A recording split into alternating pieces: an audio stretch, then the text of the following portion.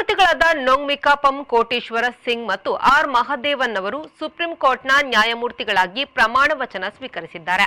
ಈ ಪೈಕಿ ನೊಂಗ್ಮಿಕಾಪಂ ಕೋಟೇಶ್ವರ ಸಿಂಗ್ ಅವರು ಮಣಿಪುರದವರಾಗಿದ್ದು, ಆ ರಾಜ್ಯದಿಂದ ಸುಪ್ರೀಂ ಕೋರ್ಟ್ ನ್ಯಾಯಮೂರ್ತಿ ಸ್ಥಾನಕ್ಕೇರಿದ ಮೊದಲಿಗರು ಆಗಿದ್ದಾರೆ. ಆ ಮೂಲಕ ಸುಪ್ರೀಂ ಕೋರ್ಟ್ನ 34 ನ್ಯಾಯಮೂರ್ತಿಗಳ ಸ್ಥಾನಗಳು ಭರ್ತಿಯಾದಂತಾಗಿದೆ. ಸುಪ್ರೀಂ ಕೋರ್ಟ್ನ ಮುಖ್ಯ ನ್ಯಾಯಮೂರ್ತಿ ಡಿವೈ ಚಂದ್ರಚೂಡ್ ಅವರು ಪ್ರಮಾಣ ವಚನವನ್ನು ಬೋಧಿಸಿದರು. ಕೋಟೇಶ್ವರ ಸಿಂಗ್ ಮತ್ತು ಆರ್ ಮಹದೇವನ್ ಕ್ರಮವಾಗಿ ಜಮ್ಮು ಕಾಶ್ಮೀರ ಹಾಗೂ ಮದ್ರಾಸ್ ಹೈಕೋರ್ಟ್ಗಳ ಮುಖ್ಯ ನ್ಯಾಯಮೂರ್ತಿಯಾಗಿ ಕಾರ್ಯನಿರ್ವಹಿಸಿದರು. ಮಂಗಳೂರಿನಲ್ಲಿ ನಡೆದ ದಕ್ಷಿಣ ಕರ್ನಾಟಕ ವಲಯದ ಉತ್ಕೃಷ್ಟತಾ ಪ್ರಶಸ್ತಿ ಪ್ರದಾನ ಸಮಾರಂಭದಲ್ಲಿ ನಮ್ಮ ಮಂಗಳೂರು ಅಂಚೆ ವಿಭಾಗ ದಕ್ಷಿಣ ಕರ್ನಾಟಕ ವಲಯದಲ್ಲೇ ಅತ್ಯುತ್ತಮ ಅಂಚೆ ವಿಭಾಗ ಪ್ರಶಸ್ತಿಯನ್ನು ಪಡೆದಿದೆ.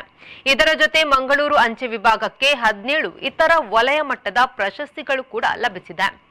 ನಮ್ಮ ಮಂಗಳೂರು ದಕ್ಷಿಣ ಕರ್ನಾಟಕ ವಲಯದಲ್ಲಿ ಅತ್ಯುತ್ತಮ ಅಂಚೆ ವಿಭಾಗ ಪ್ರಶಸ್ತಿ ಹಾಗೂ ಇತರ ವಿಭಾಗೀಯ ಪ್ರಶಸ್ತಿಗಳನ್ನು ಪಡೆಯಲು ಕಳೆದ ಸಾಲಿನಲ್ಲಿ ತಾವೆಲ್ಲರೂ ತೋರಿದ ಅಪಾರ ಶ್ರಮ, ಸಮರ್ಪಣಾ ಮನೋಭಾವ ಮತ್ತು ಸೇವಾ ಮನೋಭಾವವೇ ಕಾರಣ.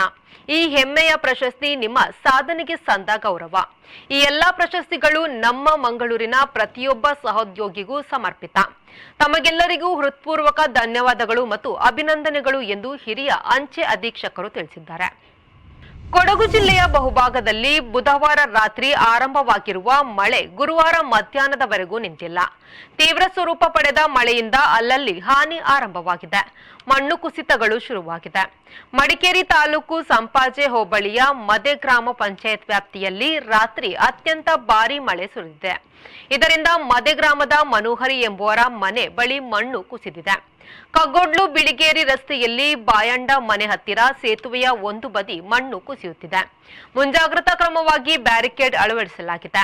ಬದಲಿ ರಸ್ತೆಯಾಗಿ ಮೇಕೇರಿ ಬಿಳಿಗಿರಿ ರಸ್ತೆ ಇದೆ. ಶನಿವಾರ ಸಂತೆ ಹೋಬಳಿಯ ಆಲೂರು ಸಿದ್ದಾಪುರ ಗ್ರಾಮ ಪಂಚಾಯತ್ ವ್ಯಾಪ್ತಿಯ ಹಾರೋಹಳ್ಳಿ ಗ್ರಾಮದಲ್ಲಿ ರಸ್ತೆಯ 2 ಭಾಗದಲ್ಲಿ ಮಣ್ಣು ಕುಸಿದಿದ್ದು, ಮಣ್ಣು ತೆರವುಗೊಳಿಸುವ ಕಾರ್ಯ ನಡೆದಿದೆ. ಉತ್ತರ ಕನ್ನಡ ಜಿಲ್ಲೆಯಲ್ಲಿ ಗುಡ್ಡ ಕುಸಿದು 8 ಜನ ಸಾವನ್ನಪ್ಪಿದ ಘಟನೆ ನಿನ್ನೆ ಸಂಭವಿಸಿತ್ತು. ಇದರ ಬೆನ್ನಲ್ಲೇ ಬೈಂದೂರಿನ ಪಡುವರಿಯ ಸೋಮೇಶ್ವರ ಗುಡ್ಡ ಕುಸಿಯುವ ಭೀತಿ ಎದುರಾಗಿದೆ. ಸತತ ಮಳೆಗೆ ಇಲ್ಲಿನ ಗುಡ್ಡದ ಮಣ್ಣು ಈಗಾಗಲೇ ಜರಿದಿದೆ.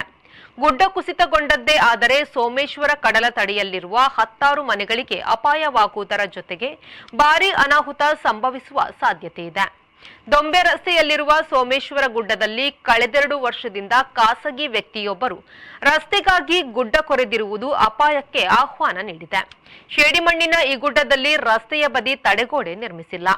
ಇದರಿಂದ ಮಳೆಯಲ್ಲಿ ಗುಡ್ಡದ ತಳಪಾಯ ಕೊಚ್ಚಿ ಹೋಗಿದ್ದು ಮಣ್ಣು ಕುಸಿಯುತ್ತಿದೆ. ಮಳೆ ಮುಂದುವರೆದರೆ ಗುಡ್ಡ ಕುಸಿಯುವ ಸಾಧ್ಯತೆ ಇದೆ. ಪಕ್ಕದ ಒತ್ತಿನೆಣೆ ಗುಡ್ಡ ಕೂಡ ಅಪಾಯದಲ್ಲಿದೆ. ಸಂಬಂಧಪಟ್ಟವರು ಇತ್ತ ಕಡೆ ಗಮನ ಹರಿಸಬೇಕಾಗಿದೆ. ವೈದ್ಯಕೀಯ ಲೋಕದಲ್ಲಿ ಸಾಧನೆಗೈದ ಖ್ಯಾತ ಹೃದಯ ಶಸ್ತ್ರಚಿಕಿತ್ಸಕ ಪದ್ಮವಿಭೂಷಣ ಪ್ರೊಫೆಸರ್ ಮಾರ್ತಾಂಡ ವರ್ಮಾ ಶಂಕರನ್ ವಲಿಯತಾನ್ ನಿಧನರಾಗಿದ್ದಾರೆ. ವಯೋಸಹಜ ಕಾಯಿಲೆಯಿಂದ ಬಳಲುತ್ತಿದ್ದ ಡಾಕ್ಟರ್ ವಲಿಯತಾನ್ ಮಣಿಪಾಲದಲ್ಲಿ ನಿಧನರಾದರು. ಪತ್ನಿ, ಒಬ್ಬ ಪುತ್ರ ಮತ್ತು ಪುತ್ರಿಯನ್ನು ಅವರು ಅಗಲಿದ್ದಾರೆ.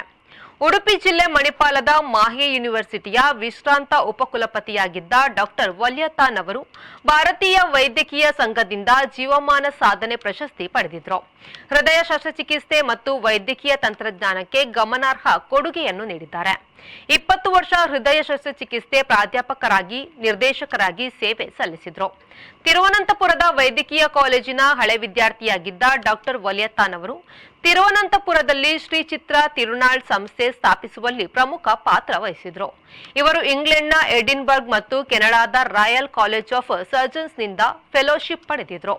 20 ವರ್ಷಗಳ ಕಾಲ ಹೃದಯ ಶಸ್ತ್ರಚಿಕಿತ್ಸೆ ಪ್ರಾಧ್ಯಾಪಕರಾಗಿ, ನಿರ್ದೇಶಕರಾಗಿ ಸೇವೆ ಸಲ್ಲಿಸಿದ್ದಾರೆ. ಇವರು 1993ರಿಂದ ಮಣಿಪಾಲ್ ಅಕಾಡೆಮಿ ಆಫ್ ಹೈಯರ್ ಎಜುಕೇಷನ್ನ ಮೊದಲ ಉಪಕುಲಪತಿಯಾಗಿದ್ರು.